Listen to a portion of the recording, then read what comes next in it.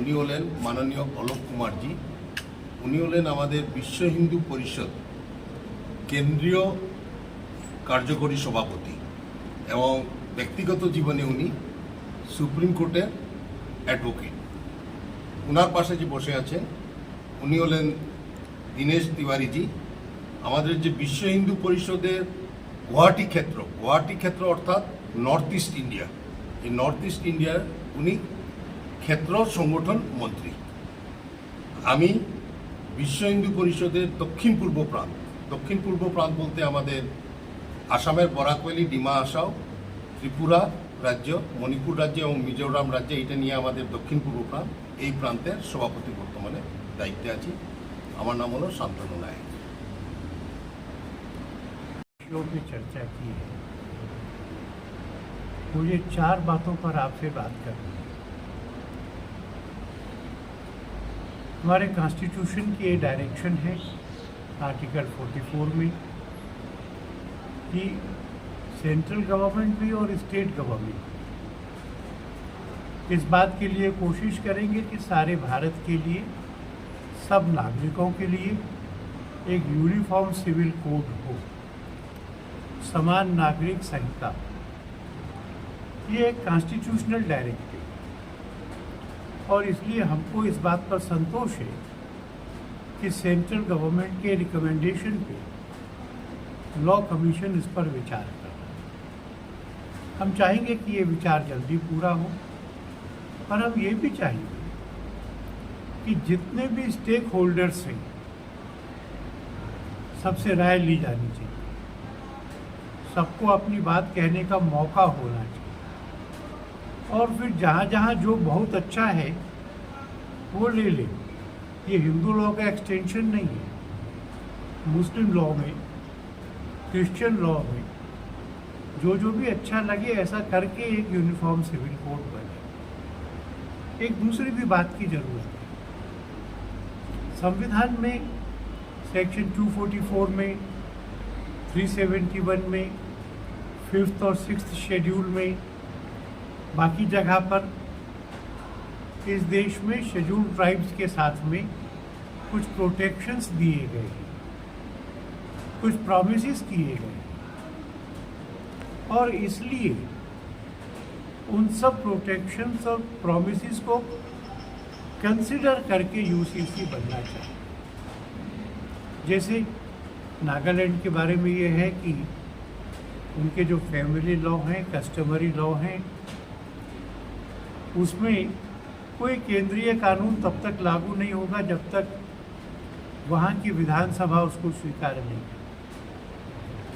इस तरह के सब प्रोटेक्शंस को कंसिडर करके, उनका आदर करते हुए, जिन विषयों पर सहमति बनती है उतना और केवल उतना ऐसा यूनिफॉर्म सिविल कोड हो। अभी जो हिंदू लॉज हैं उसमें भी ये एग्जेम्पशन है कि ये किसी भी ट्राइब पर तब लागू होते हैं जब सेंट्रल गवर्नमेंट उसको नोटिफाई करता है। तो कॉन्स्टिट्यूशनल प्रोटेक्शंस के लिए शेड्यूल ट्राइब्स के बारे में जो है उन प्रोविजंस को कंसिडर करते हुए, रेस्पेक्ट करते हुए यूनिफॉर्म सिविल कोड जल्दी बने, ऐसा हमारा मानना है। हमको लगता है कि कॉन्स्टिट्यूशन के प्रीएम्बल में जो डिग्निटी की बात कही गई है, आर्टिकल 14 में जो इक्वेलिटी की बात कही गई है, तो महिलाओं की गरिमा, महिलाओं की समानता, और इसलिए आज के युग में ये ठीक नहीं है कि एक व्यक्ति 4 पत्नियां रखे। ये ठीक नहीं है कि वो एक तरफा तलाक दे सके। ये ठीक नहीं है कि तलाक देने के बाद में उसको मझधार में छोड़ दिया जाए और उसके मेंटेनेंस की व्यवस्था ना हो। और यह भी ठीक नहीं है कि पति की मृत्यु हो जाए तो पत्नी को उसका हिस्सा संपत्ति का ना मिले।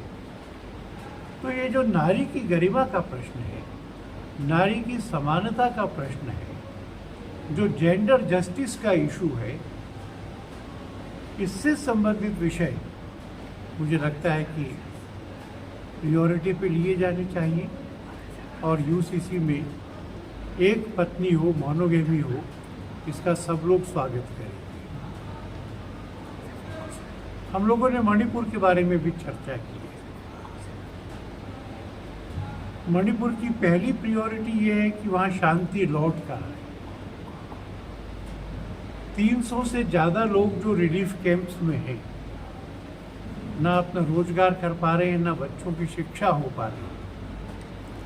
ऐसी परिस्थिति बनाई जानी चाहिए कि वो शांति से अपने घर लौट सकें, अपने घरों को दोबारा बना सकें और अपने जीवन को ठीक से चला पाए।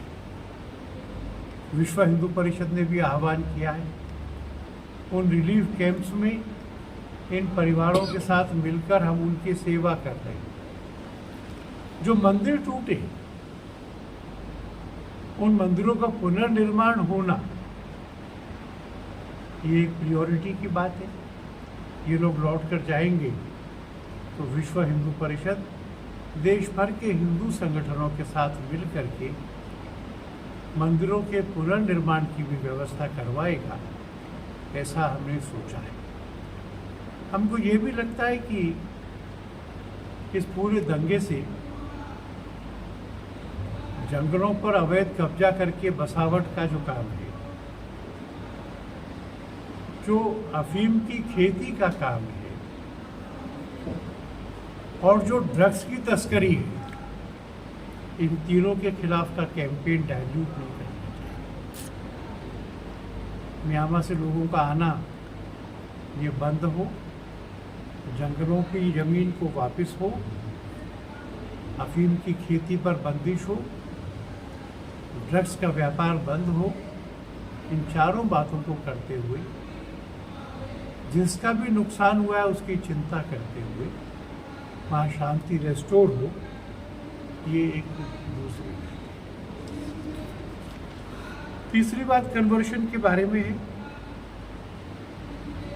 2011 के बाद का डाटा अवेलेबल नहीं, पर जो डाटा अवेलेबल है तो त्रिपुरा के जो शेड्यूल्ड ट्राइब्स हैं उनमें 1991 की जनगणना में 5% से कम लोग ईसाई थे। 2001 में वो 10% हो गए, 2011 में 13.12% हो गए।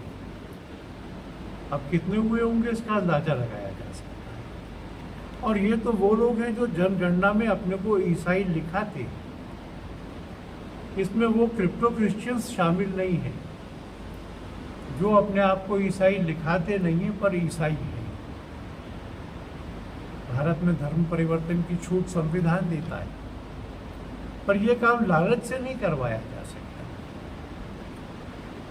फ्री एजुकेशन, एम्प्लॉयमेंट फ्री, नौकरी दिलवा देंगे, विदेश भेज देंगे, इन सब इंड्यूसमेंट्स से जो धर्म परिवर्तन होता है वो मन का नहीं होता है, वो अंदर का नहीं होता है। तो हम यहाँ की सरकार से भी कहेंगे कि वो अवैध धर्मांतरण को रोकने के लिए एक अफेक्टिव कानून बनाए और उसको लागू करें। हम लोगों ने अपने सेवा कार्यों का जायज़ा लिया है। हमको लगता है कि इन सेवा कार्यों को बढ़ाने की आवश्यकता है और ऐसे सेवा कार्यों पे ध्यान देने की आवश्यकता है जो उनके लिए शिक्षा, कौशल, स्वास्थ्य और रोजगार सृजित करते हैं। Education, skills, health and their self employment, इन कामों को हम आगे आने वाले दिनों में तेज करेंगे। हिंदू समाज में विश्वास जगाने के लिए बजरंग दल प्रत्येक ब्लॉक तक 31 सितंबर से 15 अक्टूबर के बीच में शौर्य यात्राएं निकालेगा। ये यात्राएं बड़ी होंगी और ये समाज का विश्वास दिलाएंगी कि हिंदू समाज संगठित भी है और शक्तिवान भी है। इस दिवाली के आसपास संत लोग भी गांवों में जाएंगे, पद यात्रा करेंगे, सबके दर्शन करेंगे, सबको दर्शन देंगे, शहरों के स्लम्स में जाएंगे। और मैं इस बात के लिए देश की जनता को भी बधाई दूंगा कि जनवरी में भगवान राम जी अपने जन्म स्थान पर विराजमान हो जाएंगे। और हम सब ने फैसला किया है कि उनके अभिषेक के लिए यहाँ पर भी जो पवित्र कुएं हैं, नदियाँ हैं, तालाब हैं, उनका भी 200 ग्राम जल ये अयोध्या जाएगा और सारे विश्व के पुण्य स्थानों के जल को मिलाकर उससे राम जी का अभिषेक होगा। इतनी बातें मुझे आपसे कहना था, आपने पूछना हो तो करें। कार्यक्रम है क्या? विश्व हिंदू परिषद इस साल 60 साल का हो रहा है। षष्ठी पूर्ति 60 साल के होने का जो वर्ष है, इसमें जिन प्रखंडों में हमारा काम नहीं है, जिन ब्लॉक्स में, वहाँ समिति बनाना, नीचे गांव तक समिति बनाना। आज मुझे बहुत संतोष हुआ है कि त्रिपुरा के प्रत्येक जिले में जो 16 लोगों की कमेटी बननी चाहिए वो बनी हुई है।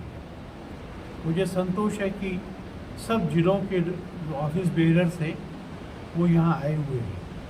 आने वाले दिनों में हम बिल्कुल नीचे तक जा कर के गाँव के लोगों से भी कहेंगे कि परिषद की कमेटी बनाओ और यहाँ परिषद का काम करो।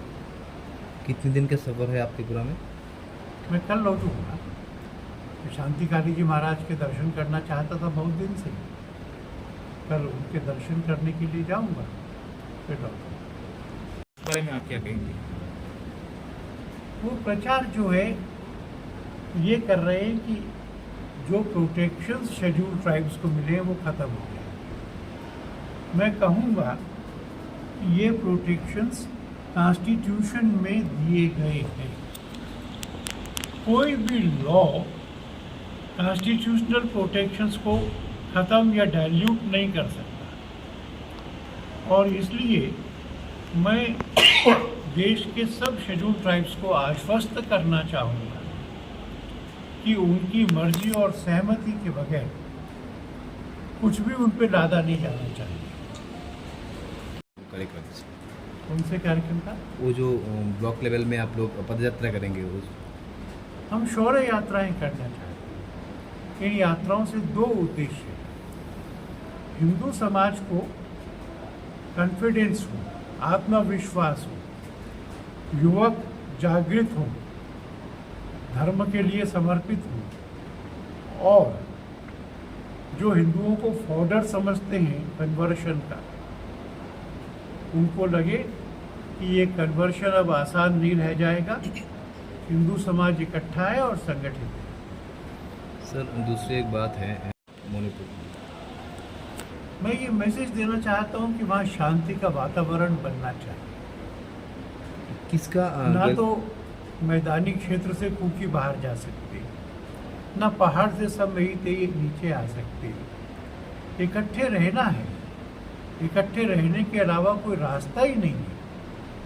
और इसलिए एक दूसरे का आदर करते हुए अपने अपने धर्म का पालन करो और दूसरे से परेशान मत हो, ऐसा समझ के सबको वापस आना। आप लोगों का कुछ प्रतिनिधि क्या गया वहाँ पर? हम लोगों का तो निरंतर काम चल रहा है, पहले दिन से चल रहा है। और मुझे संतोष है कि किसी भी रिलीफ कैंप में जाकर के उनसे पूछिए तो वो कहेंगे हाँ, सरकार हमारी ध्यान रख रही है और विश्व हिंदू परिषद रख रहा है। हमारा काम वहाँ पर बहुत अच्छा और गहरा चल रहा है।